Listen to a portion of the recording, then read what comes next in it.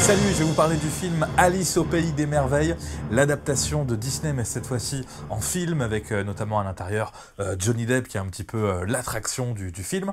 Je me souviens la première fois que je l'ai vu, j'avais été un petit peu déçu, parce que je pensais bêtement revoir une réadaptation du classique Alice au Pays des Merveilles. Alors là, on est dans un domaine qui est plus une suite on va dire un petit peu reboot, parce que il y a une cinquantaine d'années qui différencie ce film du dessin animé Disney, donc c'est assez étonnant de faire une suite, mais c'est bien le parti pris de ce film. C'est une suite et c'est vrai que moi ça m'avait un petit peu déboussolé. La première fois que je l'avais vu, je pensais que j'allais voir du non-anniversaire, comme dans le dessin animé Alice au Pays des Merveilles, et non, pas du tout. C'est une suite avec plein de références au premier, donc c'est à la fois aussi un petit reboot, et c'est éventuellement, je pense, pour une histoire de scénario, on va dire, que c'est une suite pour pouvoir faire plus de choses dans ce film par rapport au dessin animé de 1951, où finalement il se passait pas grand chose, on était plus dans un enchaînement de gags sympathiques, d'animaux qui parlent sympathiques, mais sans vraiment raconter une histoire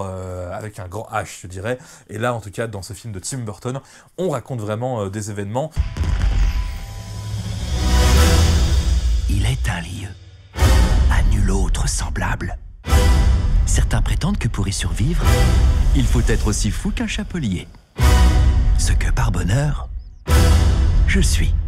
Alice, c'est toi. Je vais pas raconter quels sont les événements, je peux vous dire qu'il y a une guerre entre des reines dans le Pays des Merveilles, où Alice va se retrouver une nouvelle fois, elle va encore croiser un lapin, elle va tomber dans le terrier du lapin, dans le puits, et elle va revivre un petit peu les mêmes événements qu'elle a vécu déjà plus jeune, avec un univers qui est un petit peu différent de l'univers qu'on imagine de Alice au Pays des Merveilles. On imagine que dans cette suite, le Pays des Merveilles est un petit peu moins merveilleux, c'est même elle qui l'a appelé comme ça, donc l'univers fait un petit peu peur, c'est limite un petit peu sombre, sauf que c'est super cool parce que voilà, c'est du Tim Burton. Il y a vraiment une touche très spéciale dans ces décors magnifiques, faits, j'imagine, totalement en images de synthèse, donc on tombe dans un univers vraiment bien. L'autre truc bien, qui peut être aussi un défaut finalement, c'est que la vraie star du film, c'est Johnny Depp, alias donc le chapelier. Donc finalement, enfin, quand je dis la vraie star du film, il occupe une bonne partie qu'il n'occupe pas dans le Alice au Pays des Merveilles original.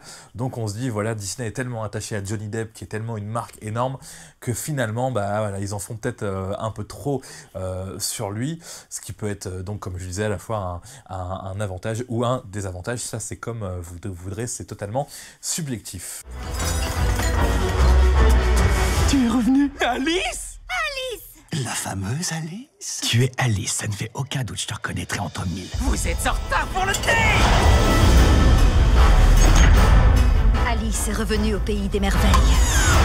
Depuis que tu es partie, l'impitoyable Reine Rouge a pris le pouvoir. Donc voilà, ce film que j'avais pas aimé la première fois par rapport au fait que j'étais pas vraiment dans le contexte de comprendre que c'était une suite, est quand même formidable si on aime l'univers de Tim Burton, si on aime les images de synthèse mélangées avec des prises de vue réelles. Il faut noter que c'est quand même assez bien fait, le mélange est correct, surtout sur Johnny Depp, on sait pas vraiment est-ce qu'il est extrêmement maquillé ou est-ce que lui-même il a une couche de 3D par-dessus. Je pense qu'il y a un petit peu des deux, mais du coup ça permet de ne pas avoir une grosse rupture entre les comédiens en prise de vue réelle et le décor derrière, donc ça c'est pas toujours facile. Et pour l'époque, je trouve que c'est vachement bien, donc pas de risque de vous dire... ça me fait mal aux yeux, toute cette 3D dans tous les sens. Franchement, c'est plutôt bien fait. Retrouvez-la!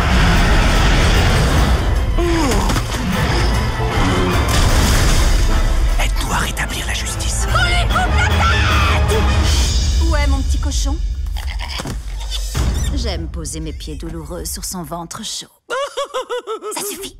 Donc voilà, Alice au Pays des Merveilles, un petit peu long finalement, j'ai trouvé aussi que la fin avait du mal à s'installer, c'est-à-dire qu'il y a plein d'événements dans le film, il y a plein de péripéties, on va finalement aller dans une résolution sous forme de combat qui prend un petit peu des plombes, mais bon voilà, c'est un choix aussi, c'est du grand cinéma, du grand spectacle, donc peut-être que les gens ont envie de rester dans l'univers le plus longtemps possible, et puis après, à la toute fin, on sort de l'univers du Pays des Merveilles pour aller nous emmener vers une potentielle suite, Alice de l'autre côté du miroir, dont j'aurai l'occasion de vous parler aussi très prochainement. Salut!